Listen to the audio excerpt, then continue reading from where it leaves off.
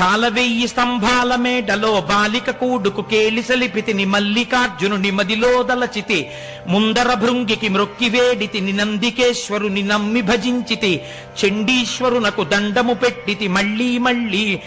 మహిమను పొగడుచు పిళ్ళారయ్యకు ప్రియముగ మృక్కితి ద్వారపాలకుల దర్శనమాయను ద్వారమందురతనాల గద్దెపై చూచితి నెవ్వరు చూడని లింగం చూచితి కేవల సుందరలింగం నిరుపద్రవమగు నిశ్చల లింగం ఆదితేజమగు వైక్యలింగం రాజితమైన విరాజిత లింగం పూజనీయమగు పురాణలింగం లింగముగనుగొని లింగదేహినై లింగంగులతో లింగ నిర్గుణ సంగతి కంటిని లింగమందుమది లీనము చేసితి జీవన్ముక్తుడనైతిని అంకమందు భ్రమరాంబిక ఉండగ మల్లికార్జునుని కోరి పూజించితి